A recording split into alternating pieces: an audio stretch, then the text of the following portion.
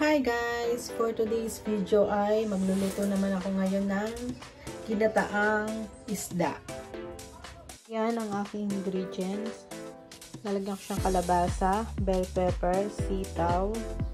Siyempre di mawawala ang luya.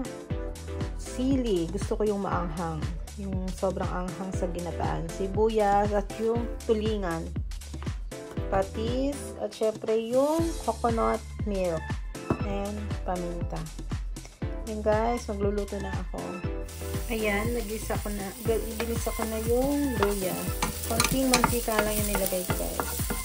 Pwede naman ito pagka ginataan, kahit hindi ka na maggisa, ipapakuluan mo na lang yung gata, din ilalagay mo na lang itong mga luya. Kaya lang ako gusto ko iginisa ko muna siya para medyo yung masarap yung makakain talaga yung itong luya.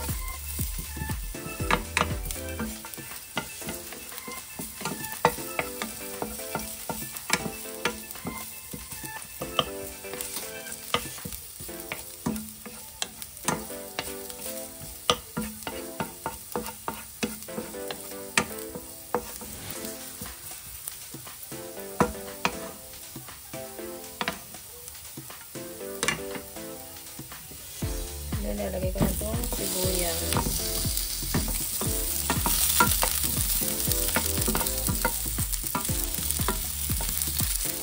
Malalaki hiwa yung ginawa ko guys para mas masarap siya. Yun guys, medyo luto na yung sibuyas sa luya. Ganyan yung masarap sa luya. Yung medyo golden brown siya para nakakain talaga. Lalagay ko naman ngayon yung coconut milk.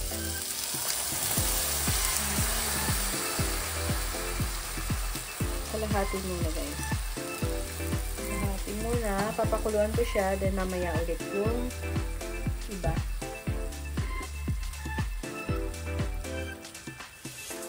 Papakuluan ko lang siya. Kumukulo na yung coconut milk. Lalagay ko itong sili. Nadagdagan ko siya.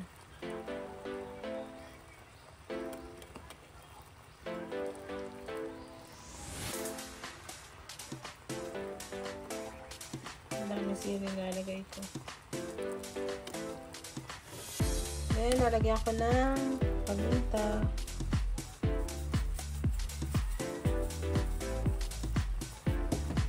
At patis.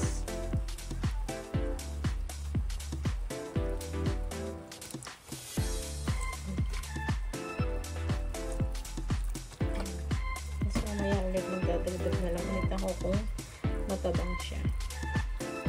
Naman ilalagay ko tong isda.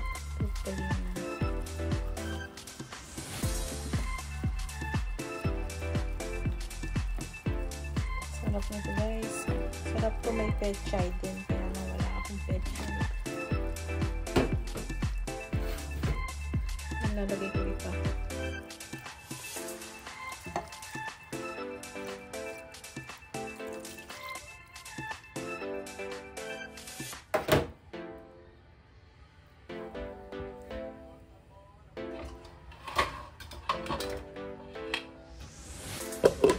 Lang natin, hayaan lang natin siyang kumulo. Kulong-kulo na siya guys. Bango.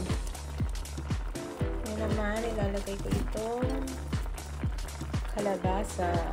Konti lang siya. Ilagay ko.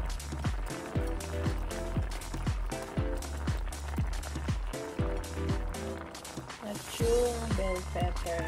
Hindi ko na hiniwa yung bell pepper. Guys, nagdagdag pala ako ng talong. Nilagyan ko din siya ng talong.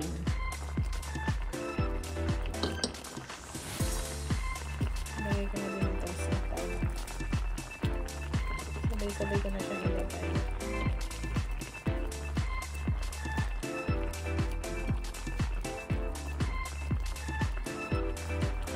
Tsaka itong talong.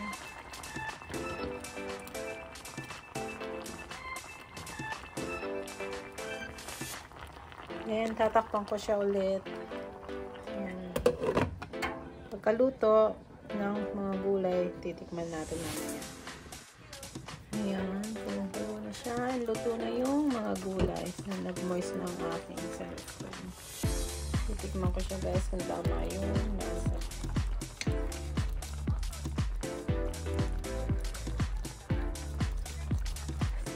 Sarap.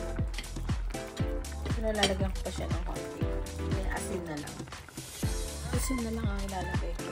Matamis-tamis kasi siya dahil sa may kalabasa.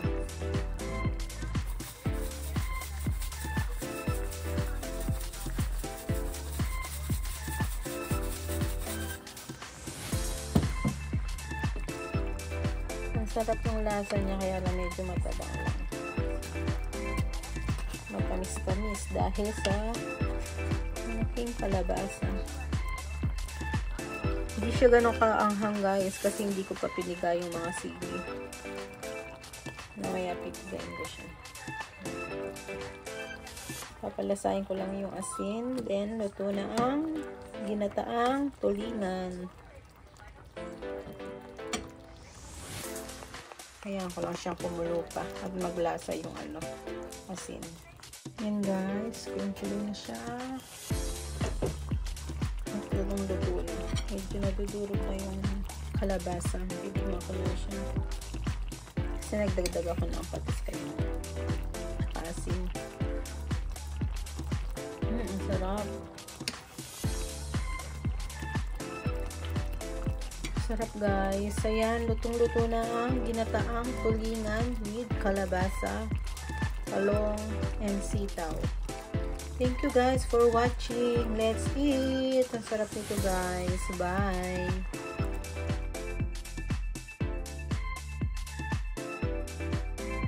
1, 2, 3, come on!